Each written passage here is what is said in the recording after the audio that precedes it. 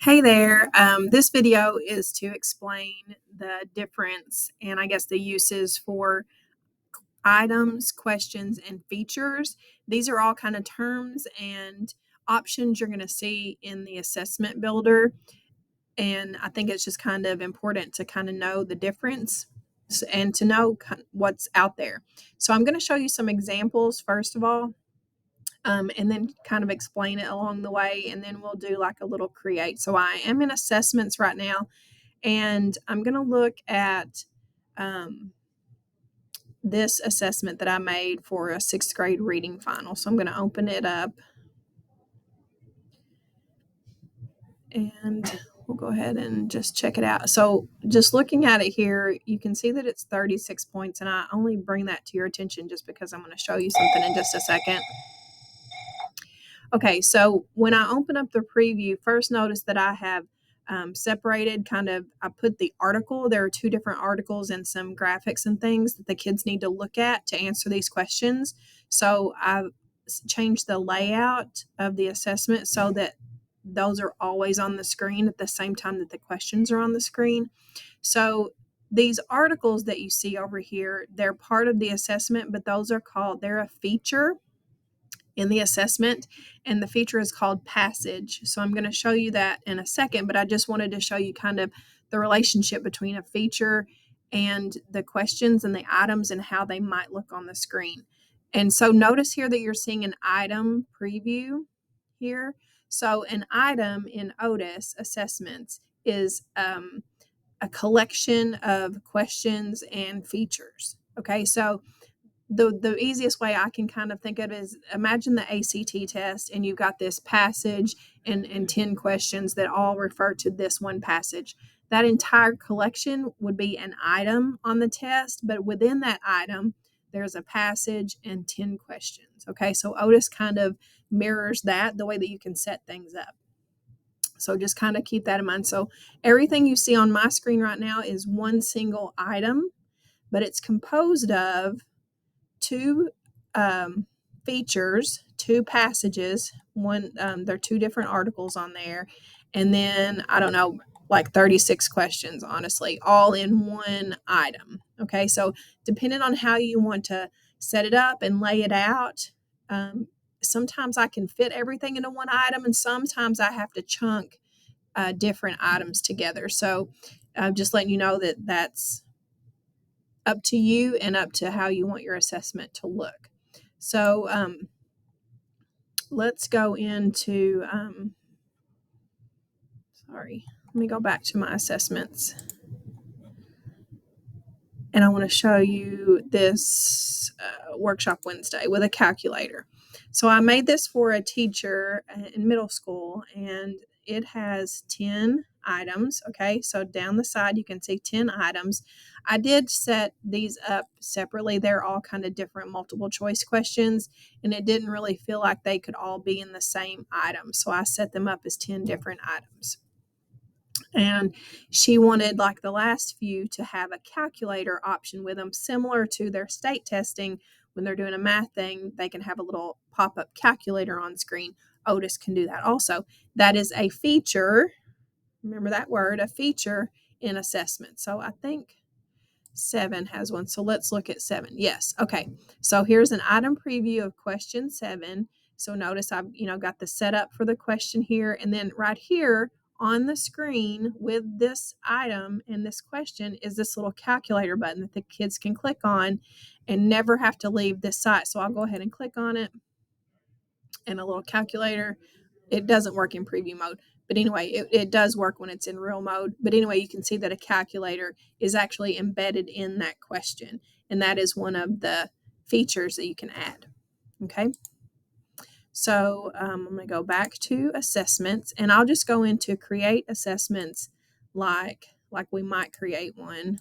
It'll be in advanced, and we'll do items, questions, and features.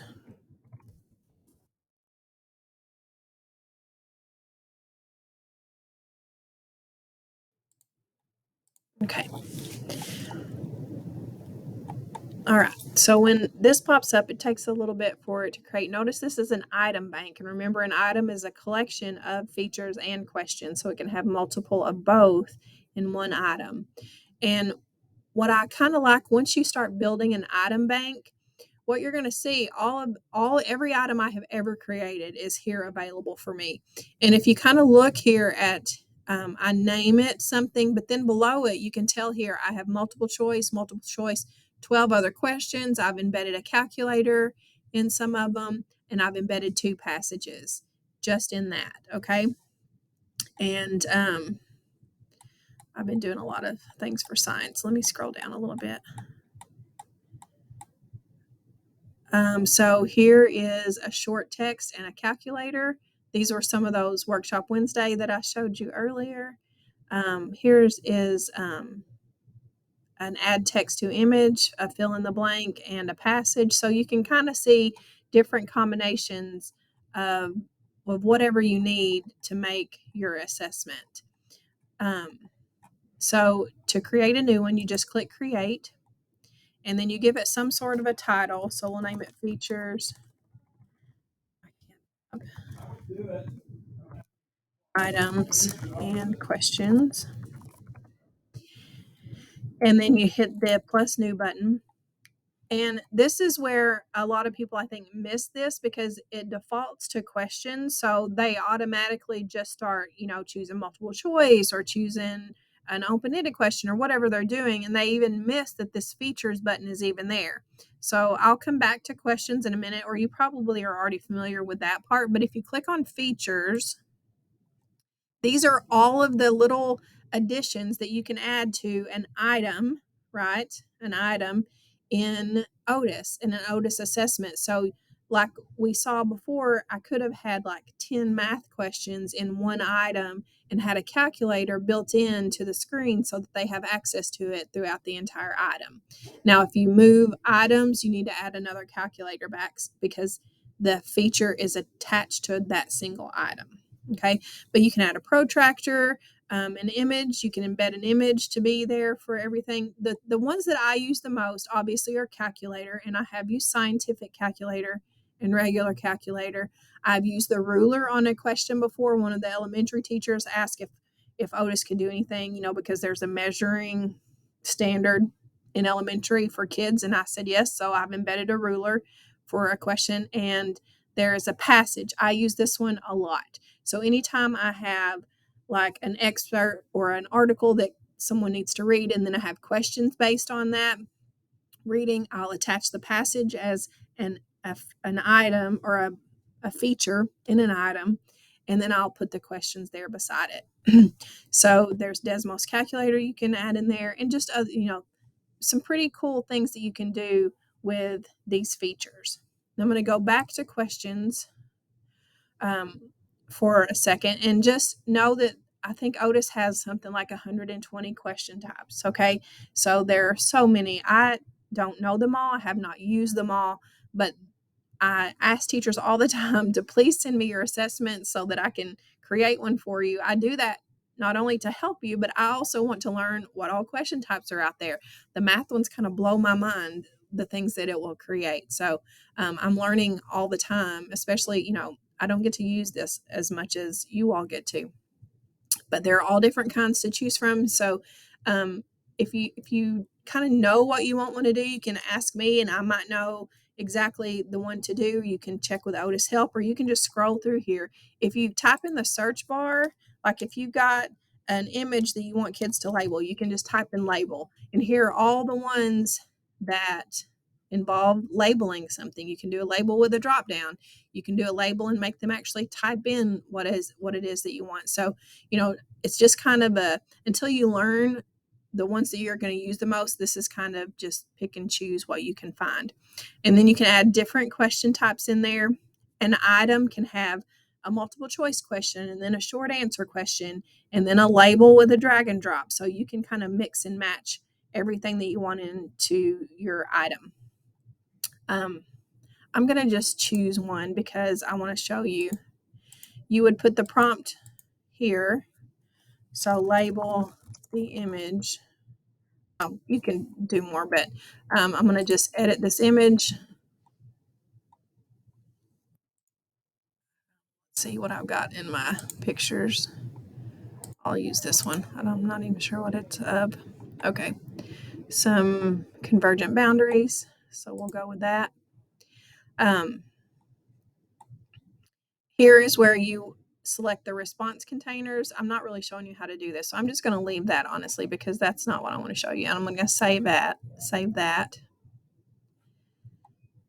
I'm going to click back on this and I'm going to edit it.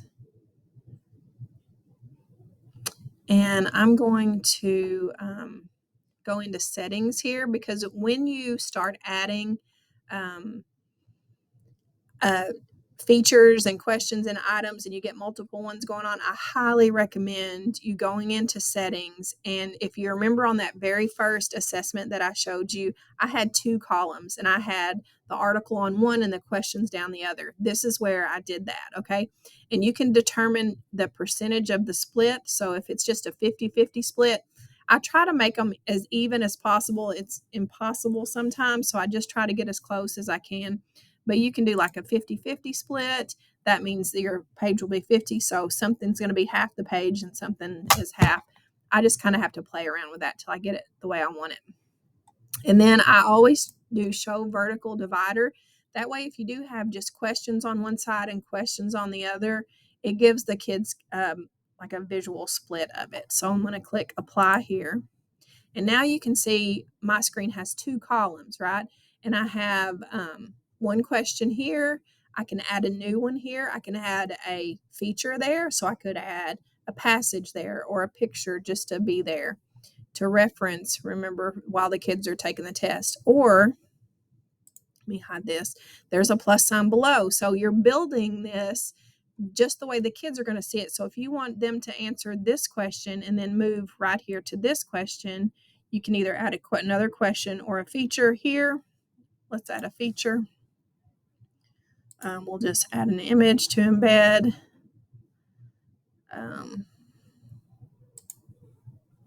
Well, that one's actually fine. We'll just do okay. We'll leave that one just so I can show you. And we'll save. So there's the little north, south, east, west compass tool. And there's that. If you decide you don't want this underneath that one, if you see this little move handle right here, that means you can move it and then you drag it. And anywhere you see this arrow, it says, hey, you can put it here if you want, so you can move it there. Now you have a question here and a question there. At any time, you can hit preview and you can see what the kids see. So here's that divider that we set up. Here is this, here's this.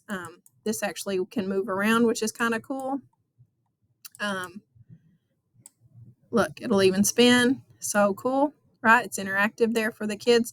So just lots that you can do. Play around with it, see what you can do. And what I love is this setup, right? It just makes it. I've heard, I haven't actually seen the state testing, but I've heard that it looks like this, where they can see like a reading, a passage, and the questions there beside it. So I'm excited that it kind of mimics that. So that's kind of a quick review of items, questions, and features and how you can use them and how you can set them up. Now just go and be creative and see what you can come up with. If you have any questions, just let me know.